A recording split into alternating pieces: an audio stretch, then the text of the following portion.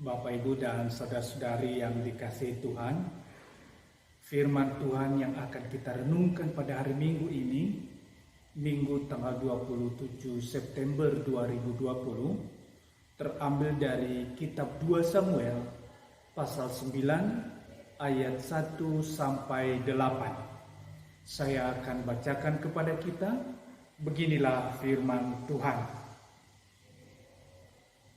Berkatalah Daud, masih adakah orang yang tinggal dari keluarga Saul? Maka aku akan menunjukkan kasihku kepadanya oleh karena Yonatan. Adapun keluarga Saul mempunyai seorang hamba yang bernama Ziba. Ia dipanggil menghadap Daud. Lalu raja bertanya kepadanya, "Engkaukah Ziba?" Jawabnya, "Hamba tuanku." Kemudian berkatalah raja, "Tidak adakah lagi orang yang tinggal dari keluarga Saul? Aku hendak menunjukkan kepadanya kasih yang dari Allah." Lalu berkatalah Ziba kepada raja, "Masih ada seorang anak laki-laki Yonatan yang cacat kakinya."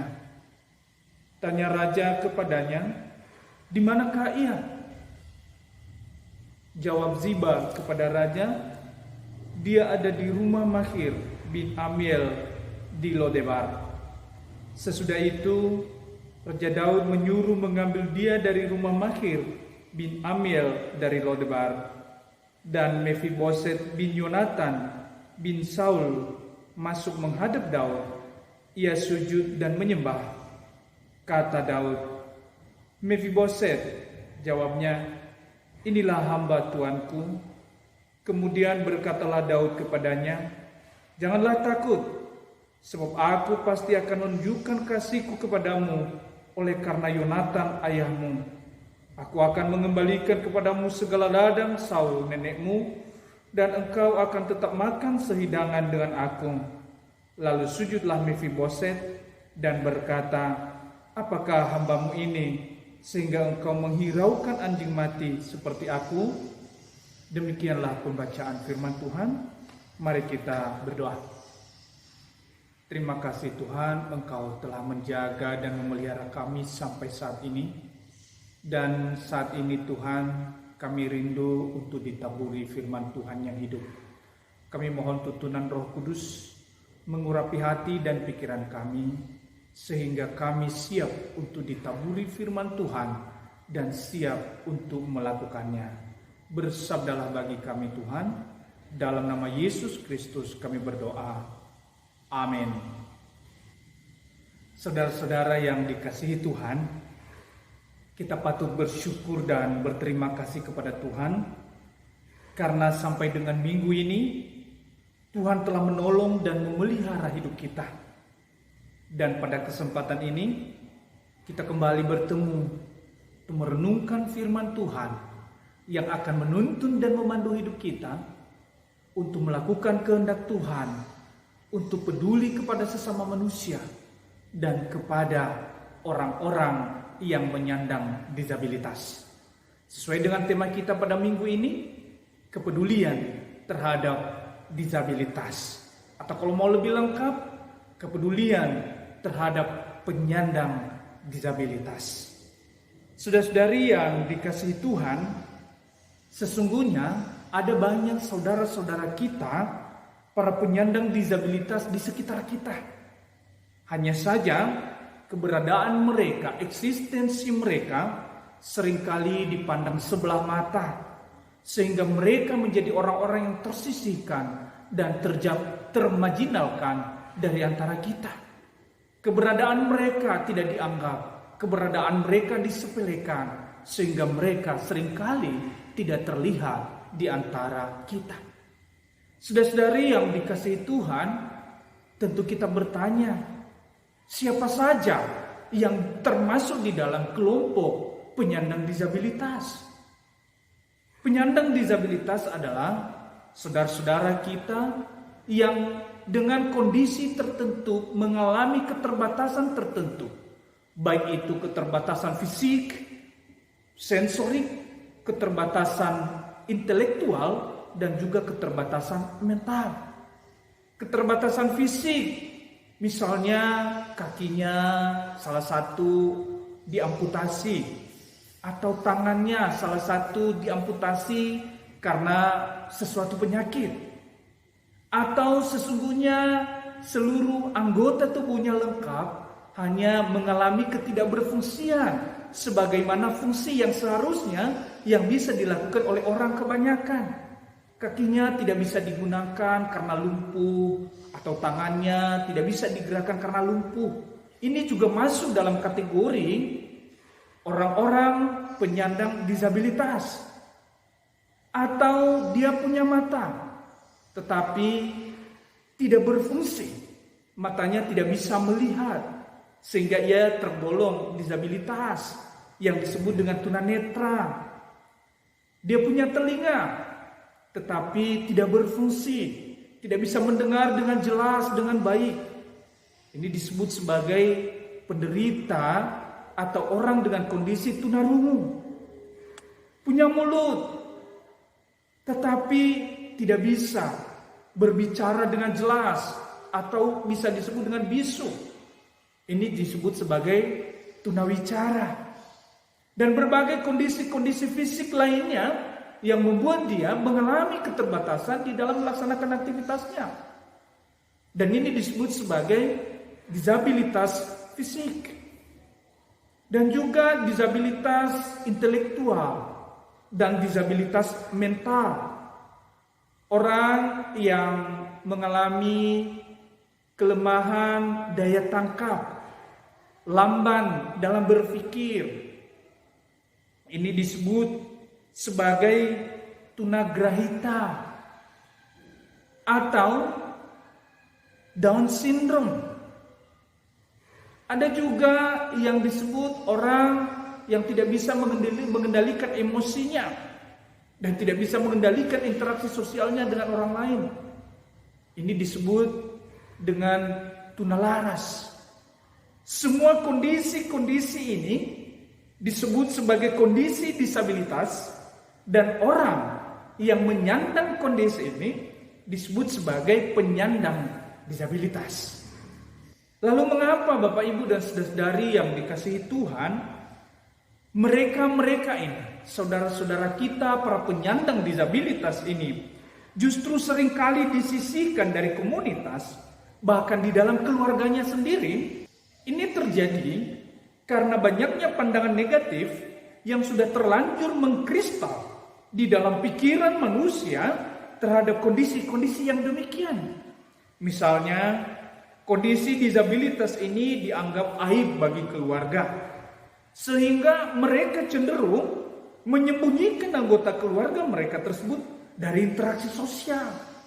Apalagi kalau dianggap sebagai aib, sebagai dosa, maka semakin malu keluarga, sehingga mereka semakin menyembunyikan anggota keluarga mereka, berharap tidak ada yang mengetahui kondisi yang sedang dialami oleh salah satu anggota keluarganya.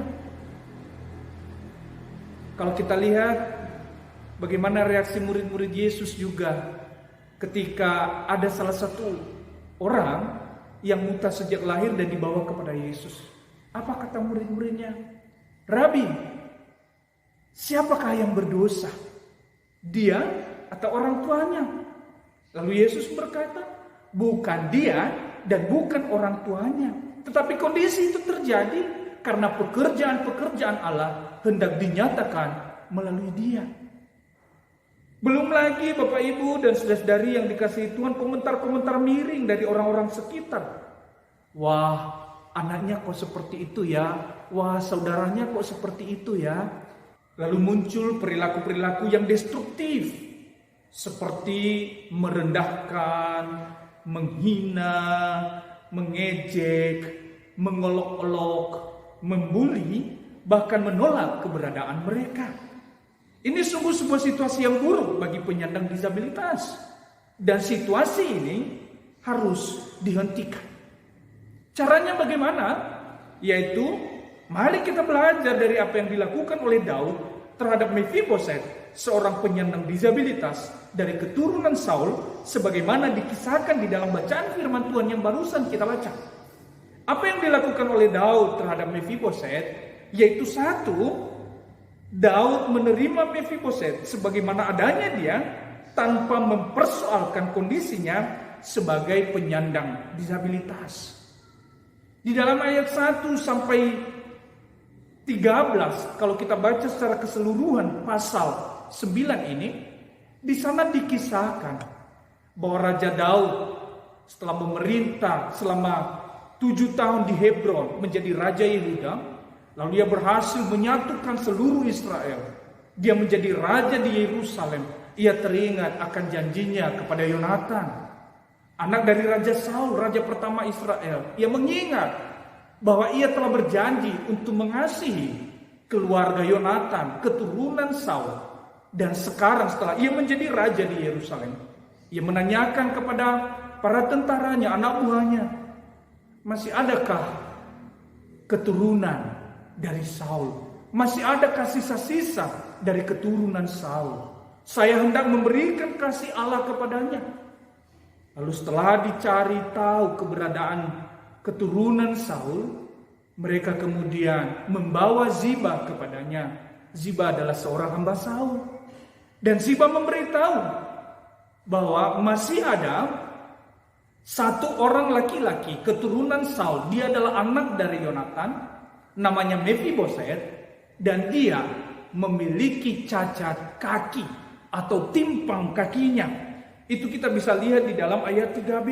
Masih ada seorang anak laki-laki Yonatan yang cacat kakinya. Pertanyaannya, Bapak Ibu dan saudara-saudari yang dikasihi Tuhan, mengapa Ziba harus secara eksplisit menyebutkan kondisi kaki, kondisi disabilitas yang dialami oleh Mefiboset?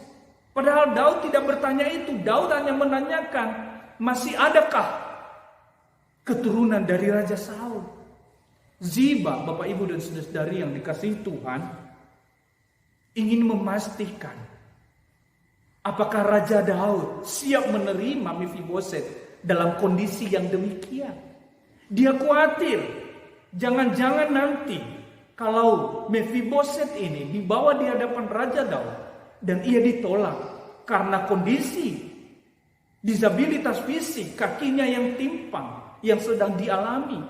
Dan bukankah itu nanti akan melukai, menghancurkan hati dan kehidupan Mefiboset sendiri? Ia ditolak. Ziba ingin memastikan apakah Raja Daud siap menerima Mefiboset itu dengan segala kondisinya. Respon Daud sangat menarik. Ia tidak mempersoalkan kondisi kaki Mefiboset, melainkan ia menyuruh orang untuk menjemput dan membawanya di hadapannya. Dan ketika Mefiboset datang, Daud menerima dia apa adanya sebagai manusia seutuhnya. Daud membuka pintu istana, membuka pintu kerajaan bagi kehadiran Mefiboset. Dan terlebih Bapak Ibu dan saudara-saudari yang dikasihi Tuhan, ia membuka hatinya, membuka tangannya untuk menerima Mefiboset datang dan menjadi bagian dari kerajaan Daud. Ini sungguh menarik Bapak Ibu dan saudara-saudari yang dikasihi Tuhan. Daud sebagai raja bisa saja menolak, bisa saja melakukan apapun yang dikehendaki oleh hatinya. Terlebih kalau ia mengingat Raja Saul yang hendak membunuhnya. Tetapi Daud tidak mempersoalkan itu. Ia ingat akan janjinya dan ingat akan kasih Allah hendak dinyatakan kepada keluarga Saul, keturunannya, melalui Mefiboset. Dan dia tidak mempersoalkan apapun kondisi Mefiboset. Ia menerima kehadiran Mefiboset meskipun dia adalah seorang penyandang disabilitas. Sikap penerimaan inilah yang seharusnya kita miliki sebagai manusia terhadap sesama manusia. Bukankah Yesus berkata juga, kasihilah sesamamu manusia seperti engkau mengasihi dirimu sendiri. Mengasihi sesama manusia itu bukan berarti hanya kepada orang-orang yang sama seperti kita, yang kita anggap memiliki kemampuan sama dengan kita. Tetapi sesama kita adalah siapapun manusia dan dalam kondisi apapun yang ada di dalam kehidupannya. Termasuk saudara-saudara kita, para penyandang disabilitas. Dan bukankah Allah juga mengatakan di dalam Kejadian pasal 1 ayat 31, segala sesuatu yang Ia ciptakan sungguh amat baik. Termasuk saudara-saudara kita, para penyandang disabilitas. Mereka adalah ciptaan Allah juga. Dan mereka dipandang amat baik oleh Allah. Kalau Allah saja memandang mereka baik, menerima mereka, siapakah kita sebagai manusia yang sama-sama ciptaan ini berani menolak dan berani merendahkan mereka? Daud menerima itu, dan kita sebagai orang beriman hendaknya juga memiliki sikap yang sama, yaitu menerima saudara-saudara kita, menerima keberadaan mereka dengan kondisi apapun yang ada di dalam kehidupan mereka. Penyandang disabilitas adalah sesama kita manusia yang harus kita terima sebagai manusia seutuhnya. Bahwa mereka, kita ada perbedaan dengan mereka. Bukankah perbedaan itu adalah sebuah anugerah dari Tuhan? Mari kita Bapak Ibu dan Saudara-saudari yang dikasihi Tuhan, kita tunjukkan kepedulian kita terhadap mereka dengan menerima keberadaan mereka seutuhnya. Itulah menjadi wujud kepedulian kita terhadap sesama para penyandang disabilitas. Dan itulah yang pertama yang harus kita lakukan, yang bisa kita pelajari dari sikap Daud terhadap Mefiboset di dalam bacaan firman Tuhan ini.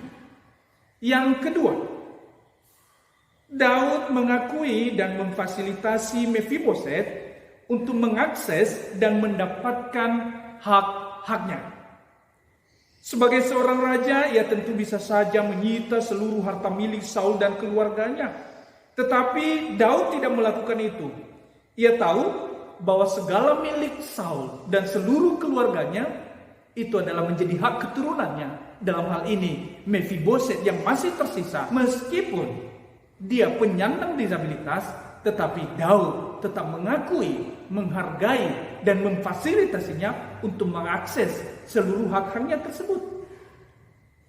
Di ayat 7 dan 9, di sana Daud menjelaskan kepada Mefiboset dan juga kepada Ziba, hambanya, bahwa segala sesuatu yang menjadi hak Mefiboset akan diberikan kepadanya. Mengakui dan menghargai hak-hak penyandang disabilitas ini adalah salah satu wujud kepedulian kita terhadap saudara-saudara kita. Hak untuk hidup, hak untuk diterima dan diakui, hak untuk rasa aman, hak untuk mendapatkan layanan kesehatan, hak untuk mendapatkan layanan pendidikan, hak untuk mendapatkan kesempatan kerja, hak untuk melayani di gereja, di tempat dimanapun, dan berbagai hak-hak lainnya. Ini sungguh sikap kepedulian yang nyata yang harus kita lakukan terhadap saudara-saudara kita para penyandang disabilitas. Akui, hargai, dan fasilitasi mereka untuk mengakses hak-hak mereka. Inilah wujud kepedulian kita terhadap saudara-saudara kita para penyandang disabilitas. Daud telah melakukan ini, dan mari juga kita lakukan hal ini kepada saudara-saudara kita dimanapun kita berada. Yang ketiga, apa yang bisa kita pelajari dari sikap Daud terhadap Mefiboset, seorang penyandang disabilitas, yaitu Daud memberikan dukungan moral dan material kepada Mefiboset untuk menjalani kehidupannya dengan berkualitas. Dukungan moral dan dukungan material tanpa mempersoalkan kondisi disabilitas fisik yang ia sandang. Kalau kita lihat di dalam ayatnya yang ke-8, Mefiboset terlihat sempat down di hadapan Raja Daud. Ia bahkan menyatakan dirinya seperti seekor anjing yang mati, yang tidak ada gunanya. Ini menandakan bahwa harga dirinya telah hancur.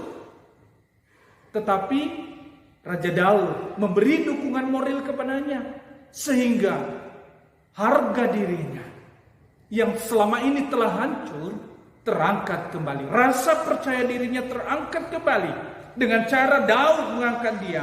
Bahkan diundang makan sehidangan dengan raja.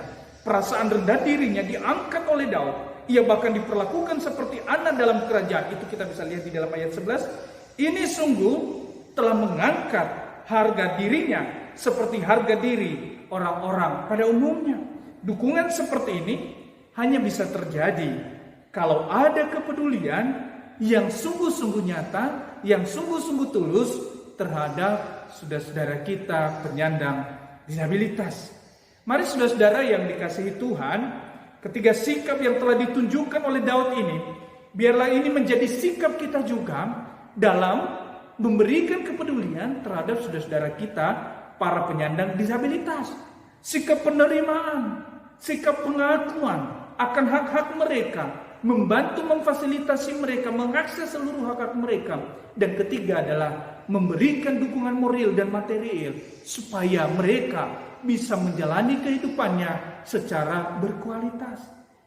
Segala pikiran yang merendahkan, pandangan-pandangan yang merendahkan, menyepelekan, meremehkan, itu kita harus buang jauh-jauh dan menggantinya dengan sikap yang terbuka, inklusif, dengan menerima, mengakui, dan mendukung mereka, baik secara moral, secara material, sehingga mereka boleh hidup secara layak, boleh menjalani hidup mereka dengan berkualitas, seturut dengan kehendak Tuhan di dalam kehidupan setiap kita.